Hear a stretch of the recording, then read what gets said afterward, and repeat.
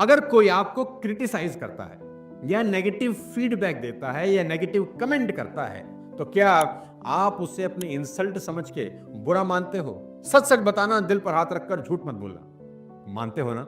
चलो दूसरा सवाल पूछता हूं। जब दूसरे लोग किसी बात पर आपको गुस्सा दिला देते हैं, तो आप गुस्से में कुछ ऐसी चीजें कह जाते हो जो आपको नहीं कहनी चाहिए, और बाद में लगता है कि यार बच जाते, नहीं कहते तो अच्छा था। बताओ, आप इसे पूछ रहा हूं, होता होगा ना कि गुस्से में मुंह से कुछ भी निकल जाता होगा। चलो तीसरा सवाल पूछता हूं। क्या आप दूसरों की कही बातों के अकॉर्डिंग अपने गोल शिफ्ट कर लेते हो? क्या आप कुछ बढ़िया काम कर रहे थे, मजा आ रहा था, अचानक पीछे से किसी ने कह दिया, अरे तुझसे ये होने वाला नहीं है, और आपने अपना रास्ता बदल लिया? ऐसा होता होगा ना? आपका दिन कैसा रहेगा, क्या ये इस बात पर डिपेंड करता है कि दूसरे आपके साथ बर्ताव कैसा करते हैं? दोस्तों, अगर इन सब बातों का जवाब हाँ है, तो इसका मतलब आपने आपकी जिंदगी का रिमोट किसी दूसरे के हाथ में दे रखा है। वो जब चाहे आपको नचा देता है। आपको ओपरा विनफ्रे की कहानी सुननी चाहिए।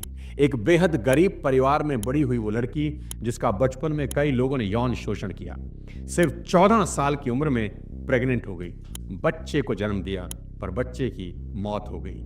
हाई स्कूल के बाद रोजी रोटी कमाने के लिए रेडियो स्टेशन पर काम करने लगी, और बाद में जब मेहनत करके टीवी न्यूज एंकर बन गई, तो उन्हें नौकरी से निकाल दिया गया, ये कहकर कि उनका प्रसारण अच्छा नहीं है, मतलब उनको ठीक से बोलना नहीं आता। Well, there aren't many things that can withstand the test of time and यहां सीखने वाली बात क्या है जानते हैं?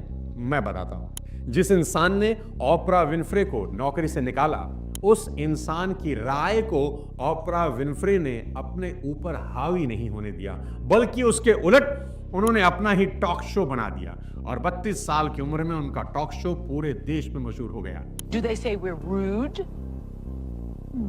No. Indian people are very hospitable. Do they say we talk too much? Opinionated, maybe. They say we're opinionated. Do they say we get a lot of divorces? That could be a discussion. 41 साल की उम्र में उनकी net worth $340 million से ज्यादा थी।